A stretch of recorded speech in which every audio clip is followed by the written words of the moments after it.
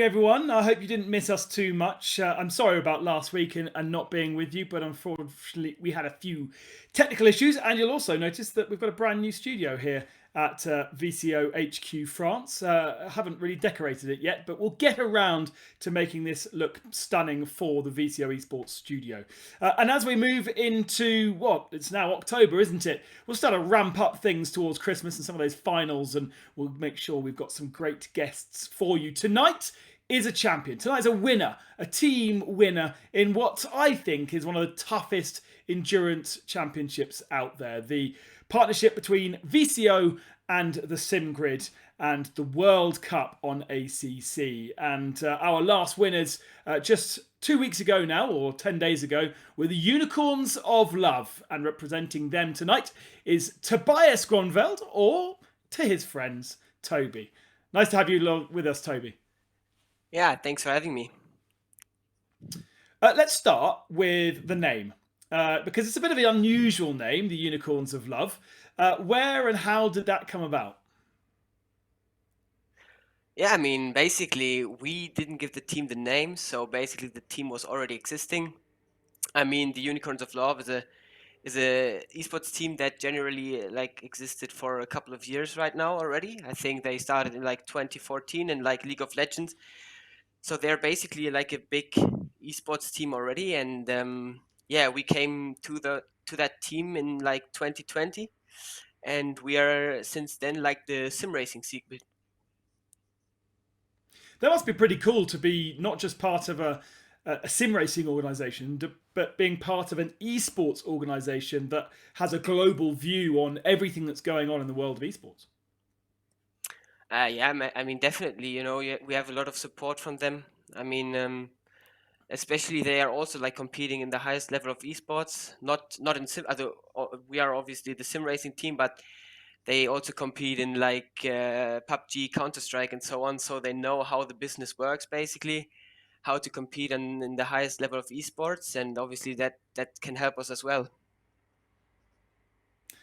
And so, what kind of support do you get from a team like that? Because we've had many guests on that are partners or drivers for Williams, for Red Bull Racing, and these kind of people. But what does an esports team bring to the table that perhaps a motorsport team wouldn't?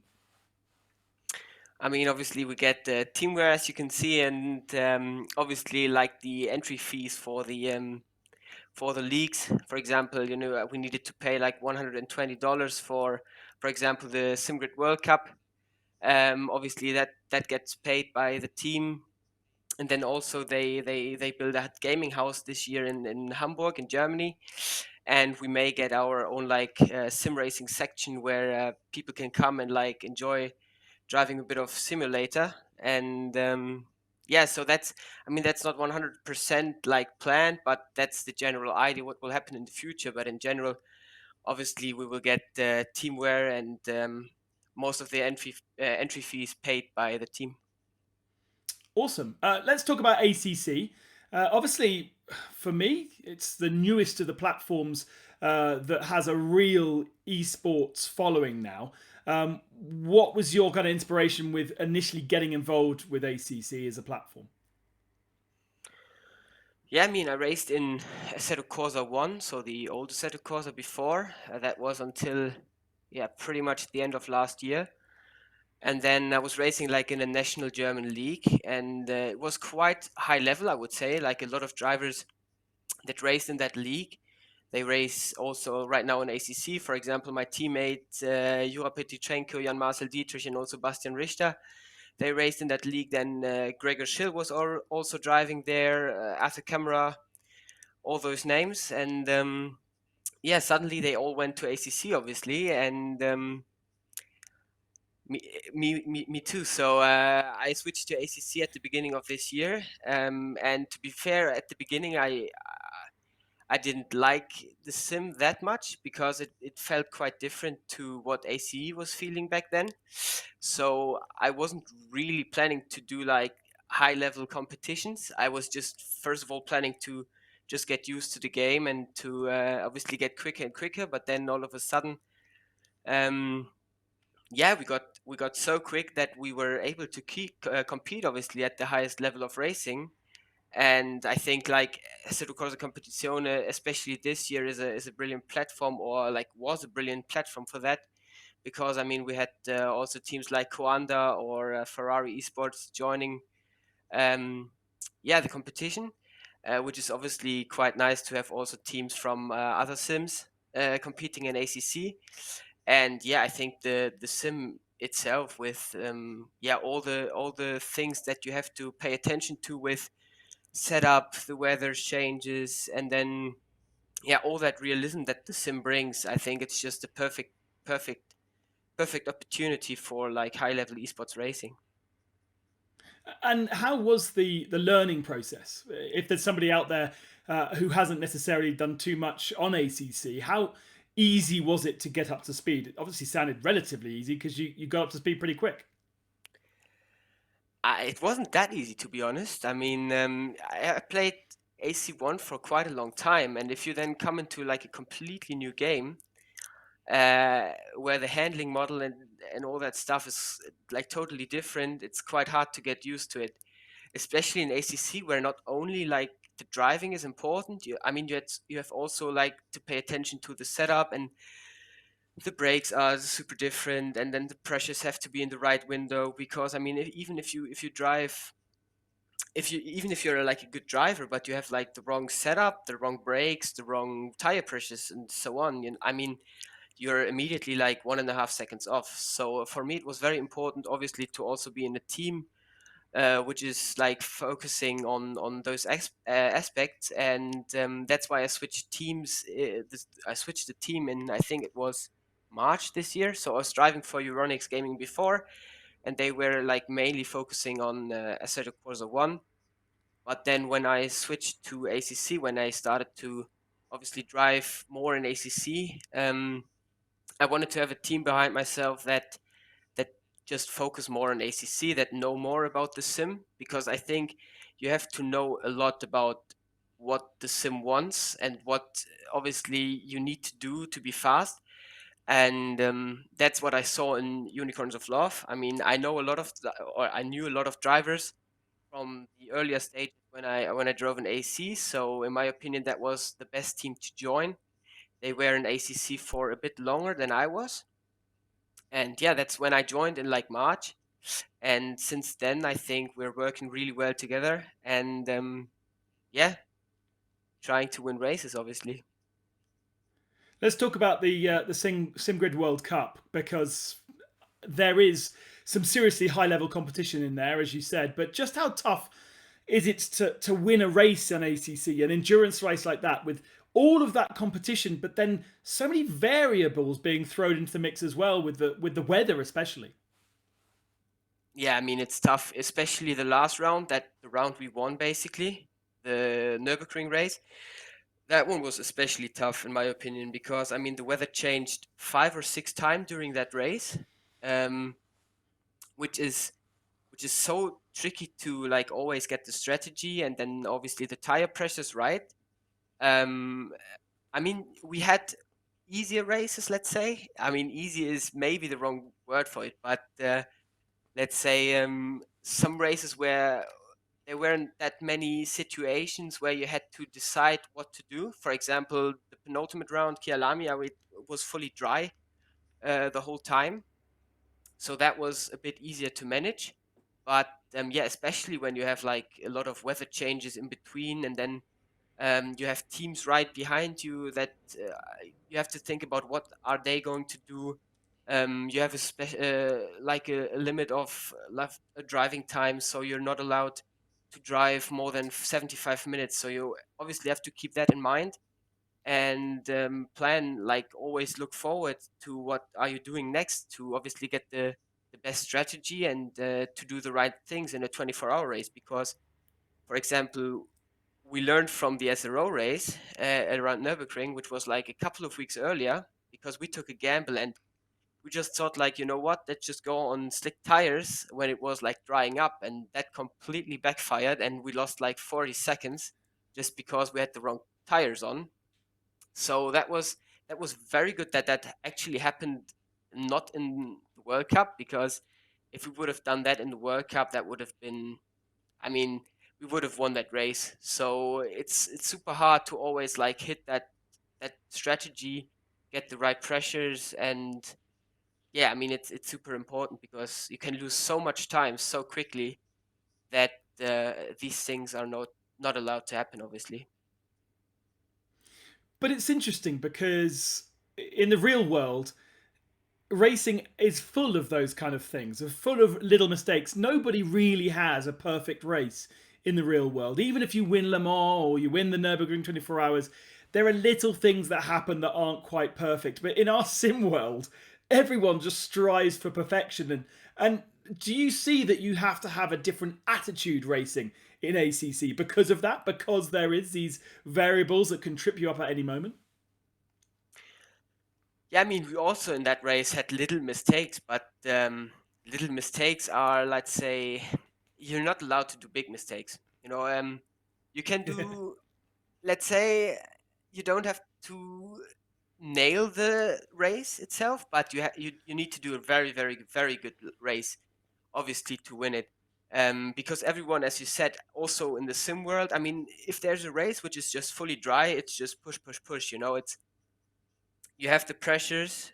You there's no there are very little chances that you basically get the wrong pressures or the wrong strategy. But in those races, you are allowed to take little gambles and you are allowed to do little mistakes. Because I mean, in those 6 times the weather changed in that Nürburgring races, for example, we also had like once or twice like a little bit wrong pressures, and because of that, obviously our pace wasn't that good. But for example, P2 and P3, they also had those situations. Um, so yeah, but obviously, in sim racing, the field is just much more competitive, and little mistakes can have like a big effect on the race. And so that's why you especially have to make sure that the strategy or the pressures are right. I mean, pressures, I think a lot of people don't know how important pressures are actually, because I mean, for example, James Baldwin in P2, there the last 2 hours, they had a little bit too low pressures at the front and they were immediately half a second off pace. So it's so important to nail those pressures, and that's why we also like prepare those pressures before the race. I mean, practicing or like getting onto pace, I think takes as much time as it takes to like plan the strategy and just check all the pressures for the different conditions. Because I mean, pace is the one thing, but I mean, the pressure, the strategy also has to be there. Incredible amount of detail going into it. Then it's absolutely fascinating to hear. Now, you mentioned a little bit earlier that FDA Ferrari Academy joined ACC, and Coanda, so famous for their iRacing exploits, also joined part of the SimGrid and then the SRO events. Why do you think these huge teams, these huge names in the world of sim racing, G2 of course also part of it too, are deciding ACC is the place to be? I mean, if you look at like iRacing, for example, I think a big or what I, to be honest, think is a big like um, it's nice to have in a sim compared to iRacing is that ACC obviously has the rain. I mean, I think they plan rain in iRacing, but it's not been there yet. So I think the rain especially is a big pro argument for ACC, and also just I mean, iRacing has many cars. I mean, it has GT3 cars, LMP cars, Formula cars, all those cars it has basically. But ACC is pretty much focusing on GT3 cars and just the handling and the tire model and all that stuff. I think is so detailed in ACC, and it for me it just makes so much fun to drive those cars because it is so realistic. Um, that I think that's just one big reason that like those teams are deciding to join. Yeah, the ACC, and especially this year we had SRO doing two big championship. I mean, one was the sprint series, and then the other one was the endurance series where we're also competing in. And then you had obviously Simgrid bringing that big championship with the World Cup. I mean, I think it was just very attractive for those teams to see like ACC growing, and yeah, I think that's the main reason why they joined us on ACC this year. What's your ambitions for the future then, Toby? Because obviously been on AC for a while and ACC for a year.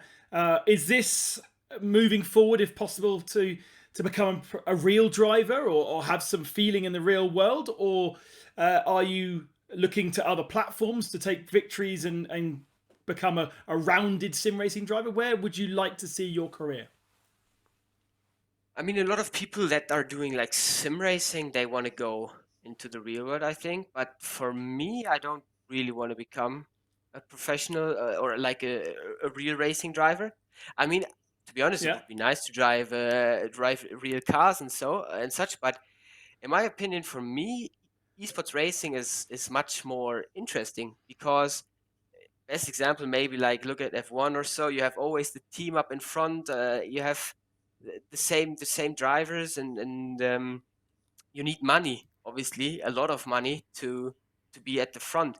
And in sim racing, there are just much more people competing. So, and that's I think just just much more interesting to see. I mean, every year there are new names coming into the scene, and I mean the field is so competitive. You know, as you said with endurance racing, that in the real world mistakes can happen, and they still win a race. And in sim racing, you're not allowed to do that many mistakes to win a race. And I think that's just what fascinates me about sim racing. And obviously, to other, I want to switch to other platforms in the future. Definitely. I mean, especially with the new league that VCO announced a couple of days before, with obviously our Factor 2 and iRacing joining that, let's say, competition. Definitely, obviously, we want to compete in that championship, and therefore we have to switch to different sims like iRacing or R Factor 2. So definitely, that's what I'm going to use my winter break for, to just see how the other sims are, yeah, working, and to get on pace there, hopefully. And then, yeah, definitely want to compete in like more platforms next season. Awesome. Well, Toby, thank you so much for joining us. Really interesting to chat to you, and congratulations on your successes so far this season. I don't think the SRO seasons have quite finished yet, so still plenty of racing to be done and championships to be won and cash to be won as well, of course, which is always fun. Hopefully. Yeah, thanks for having me. Awesome. Tobias Gronewald then from Unicorns of Love. And as you well know, every single week we have a brand new guest for you. Might be a driver, might be a manager. I'm not sure exactly who it's going to be next week, but there are plenty of things going on in the world of sim racing. Keep your eyes out for all of the latest news, of course, including the F1 Esports, which is kicking off this week. But until next Tuesday, thanks for joining us and enjoy your sim racing. Bye bye.